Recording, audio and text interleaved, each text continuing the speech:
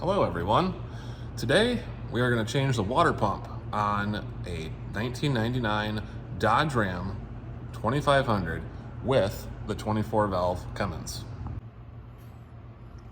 Alright, so the water pump is located right here at this pulley, and you can see it's kind of wet down in there, and when the truck's running right there at that seam, you can see some coolant coming out.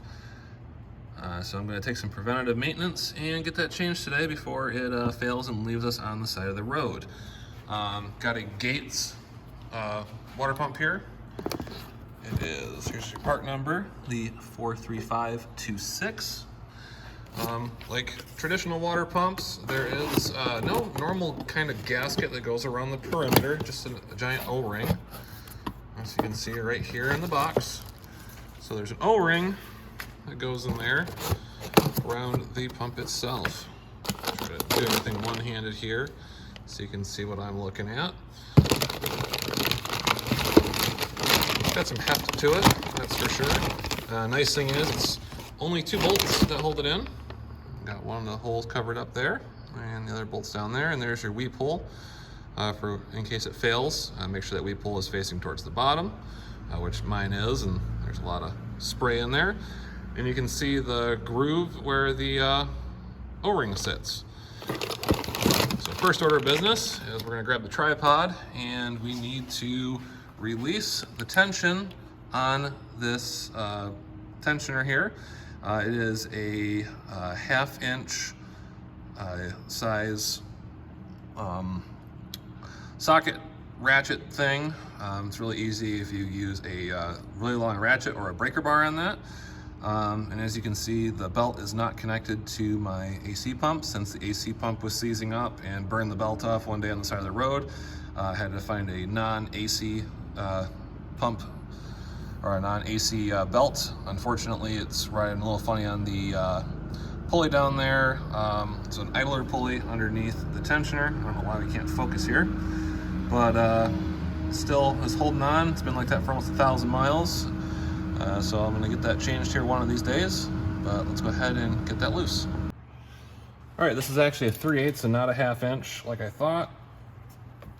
Fortunately, I don't have my 1/2 inch breaker bar here, so this is going to be a little bit of a struggle to get it loose.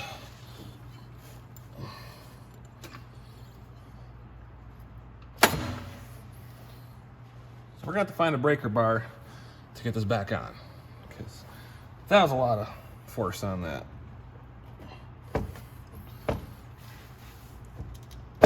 I'm gonna pop this coolant tank loose a little bit just to get it out of our way, so we have a little more room.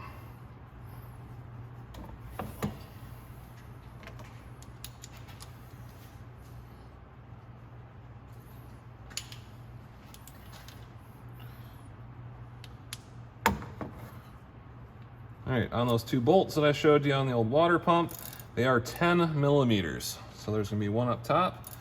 Grab this camera a second and kind of show you guys what I'm looking at down here.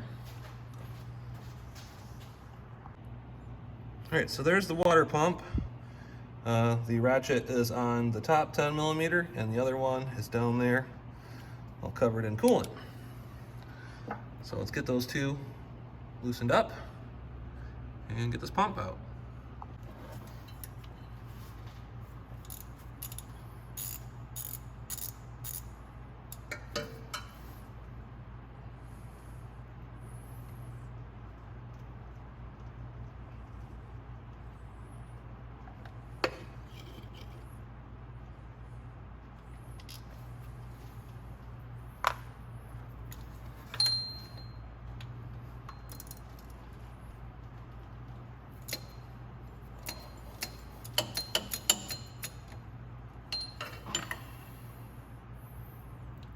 I'm gonna go grab myself a small extension.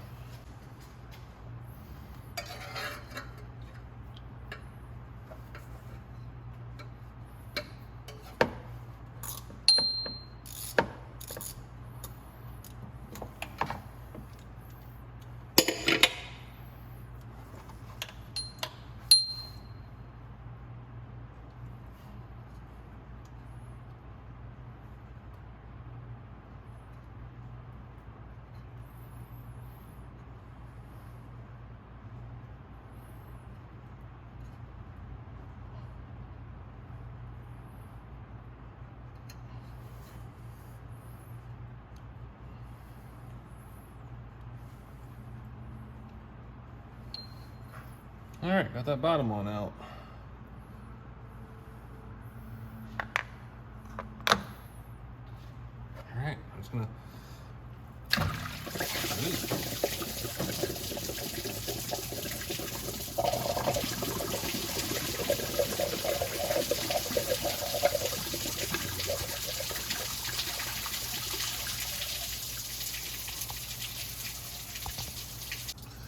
All right, this was the original water pump, as you can see here.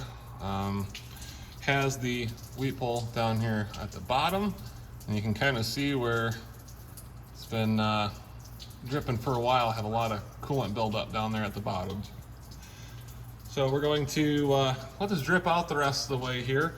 I do have a catch pan bucket thing underneath the truck, catching all that coolant.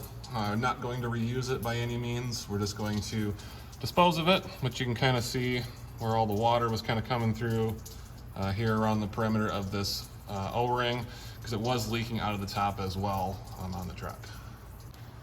All right, so we're ready to put the new water pump in. Got all the coolant drained out enough so it's not dripping constantly on our new mating surface there. I got it all cleaned up as well. So we're gonna get ready to put this new water pump in. Like I said, make sure you got the wheat pole at the bottom. And we're gonna make sure this O-ring goes on.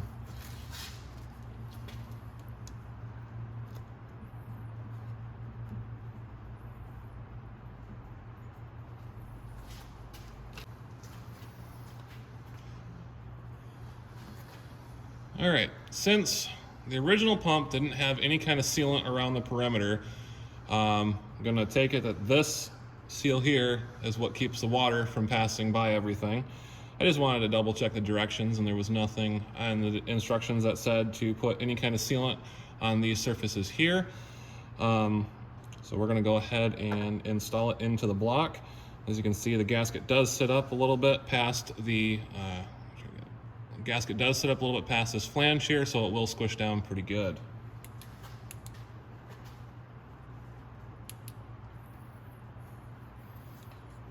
I have fairly large hands, so this is going to be a bit of a struggle to get this down in here.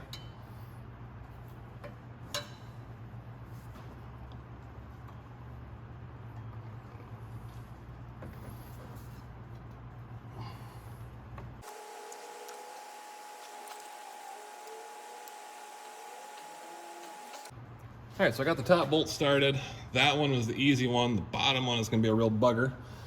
So we're going to need to grab the extension and socket and try to fish that in there. So I might be blocking the camera a little bit while doing that.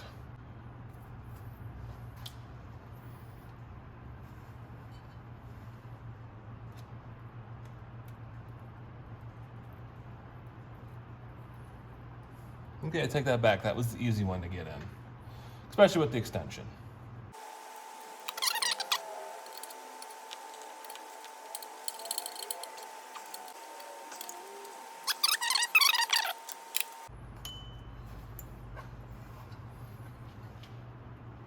All right, got her snugged down.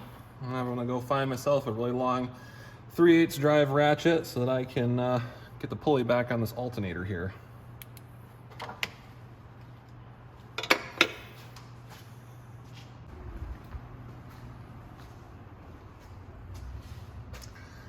All right, with the magic of editing, we've got the belt on. I just had to get a really long 3/8 breaker bar. It was about 2 feet long. I was able to get it on that tensioner there, and it was like that. So we'll bend it all the way around with this tank out of the way, and got it on. Unfortunately, we are, can't see in there, but we're a bit low on coolant. I only had a gallon here. For some reason, I'm stuck in the mindset this is a small block Chevy motor, but got some coolant coming in. We're gonna tap this thing off and we'll test it to see if it's leaking. I really hope it's not, because the instructions did not say anything about RTV gasket material or anything, since it already had its big O-ring on there. Like I said, the one that we took out was the original one, and I figure it held up for 280,000 miles without the RTV, so should hold up without it again.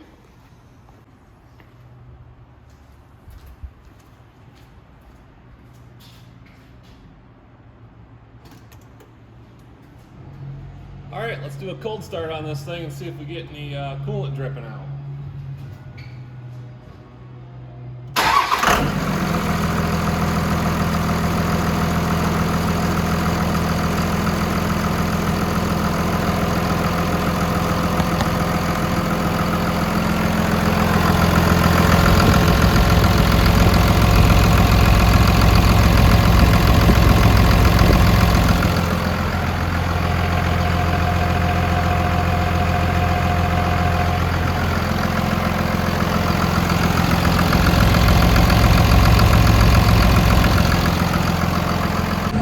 Well, no coolant dripping out. It's a little noisy though. But I'd say that worked out pretty good. Gonna let her warm up, check the coolant level again, let her cool down, and should be good.